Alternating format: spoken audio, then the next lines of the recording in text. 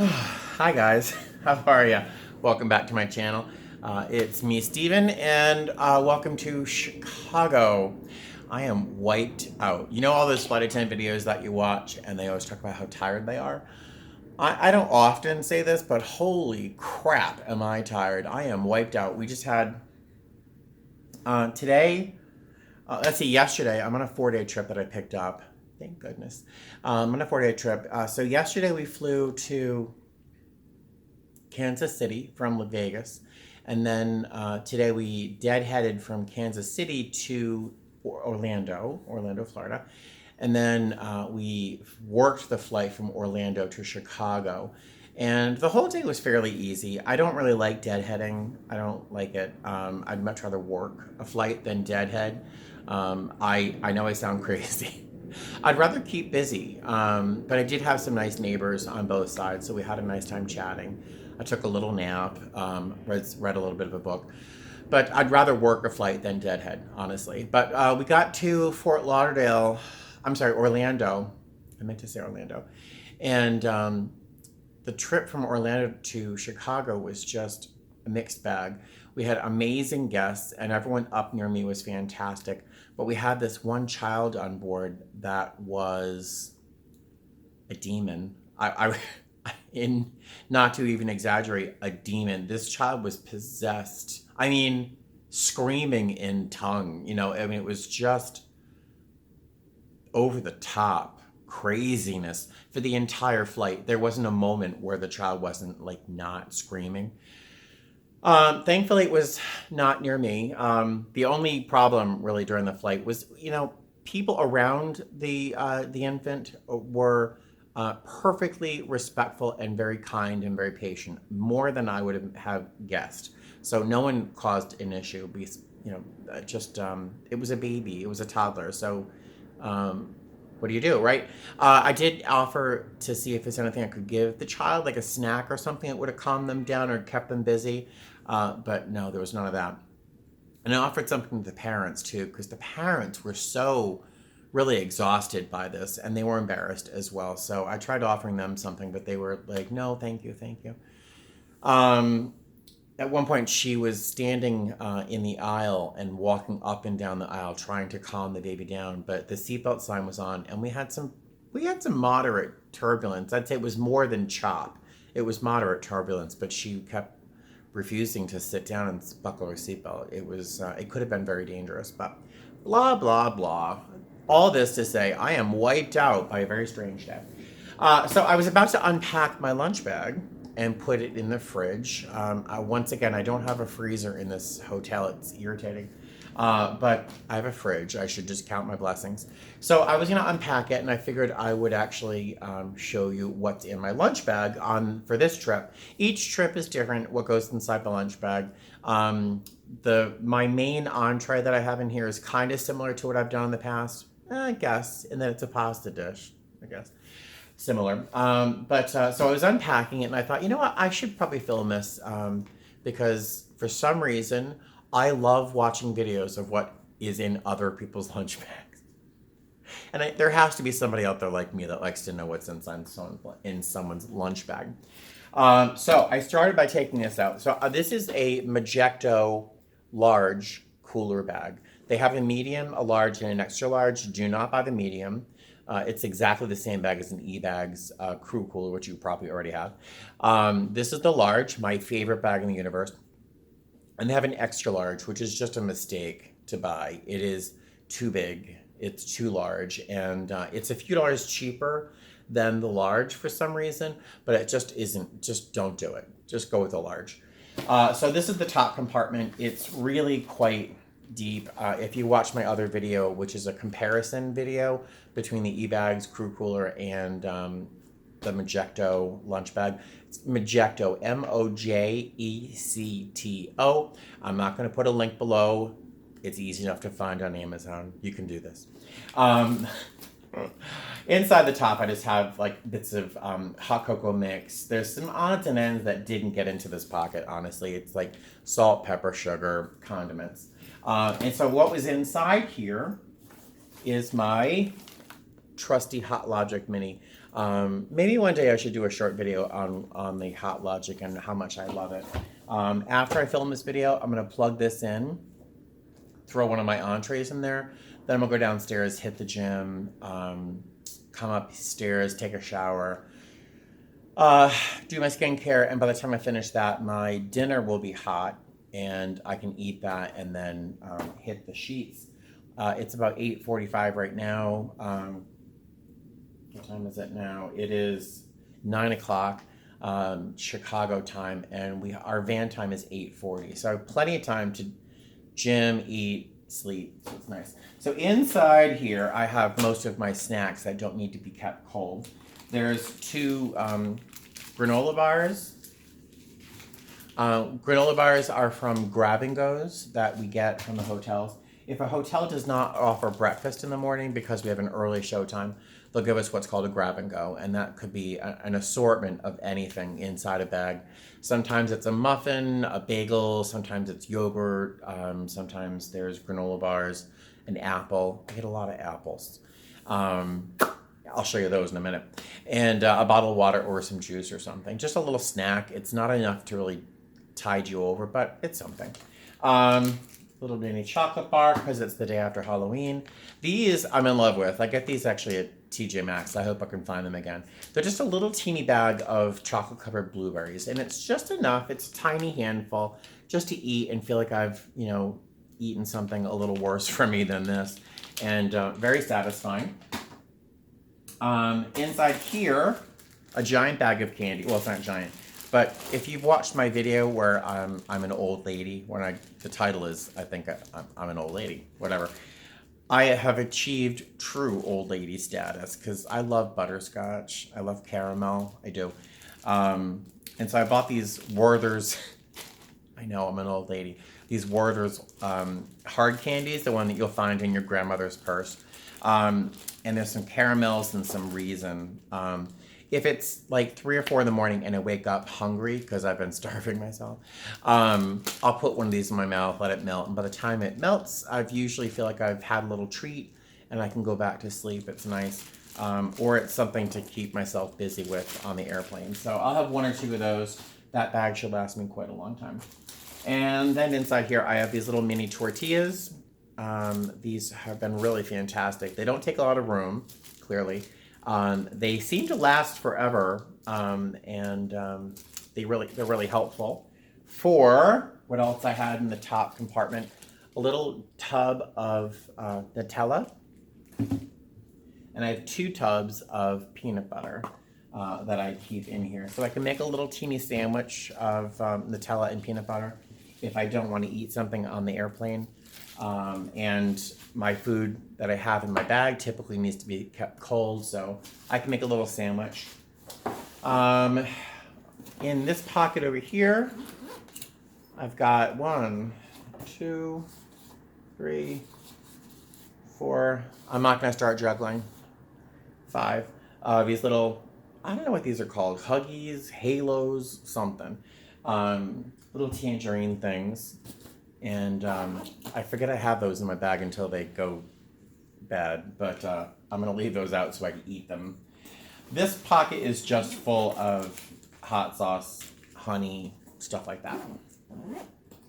The front pocket is just flatware, lollipop, and a card, Saint Teresa of Calcutta. It's a prayer. One of my guests gave it to me. And I have these, and I don't recommend these. I hate them. I don't know why they're still in my bag. It's a straw. It's a silicone straw. They're a pain in the butt to clean, and they feel really bad in your mouth. So I'm going to throw those out. What you do? Ta-da! What's inside my lunch bag? All right, so up on top, I've got some cheese. All right, is the H silent? Is that Vardy cheese? Is it Havarti cheese? What? Vardy? I don't know. I have this cheese. Cheese and some chicken breast sliced up, and I'll make a little sandwich as I did today with my little tortillas and these cheese and chicken. I'll use a little sriracha for condiment, and yummy and satisfying, and a lot of good protein and yummy. Those apples I mentioned that I get in the grab and goes, this was totally full and stuffed. I've been eating these on the airplane, and last night for dinner actually. I slice up the apples, and then I will squirt a healthy amount of lemon juice inside the bag, and I'll shake it up so that the lemon juice it stops the apples from turning brown too quickly. And it really works. These have been around for, I've had them cut for maybe almost three days now, and they're still fairly fresh looking. They taste great. The lemon juice is nice. And what I'll do is I will dip them in, and I'll pick up some peanut butter with the apple. I did that today on the airplane. It was better than eating a Rice Krispies treat or a blueberry muffin or a bag of Chex Mix, right? So that, more of these little orange things. I need to eat these because they're gonna go bad. Or I'll use them on my smoothies when I get home. Next time you're at IKEA, pick up their Ziploc bags. They're amazing. They zip really tightly. They have 2 zips that really zip really tightly. So I can have this in my bag without worrying about it leaking. Because I didn't have a freezer in my hotel last night, my ice packs are all kind of melted. The big ones still are kind of icy. So I keep one of these. This is actually a 5-quart plastic bag. I filled it up with ice, and I laid it across the top of my bag with cold drops, right? So, and it's staying pretty cold. This is still icy from this morning at I guess about 12 hours ago. So the bag really does keep things cold. Ice pack melted. More ice packs melted.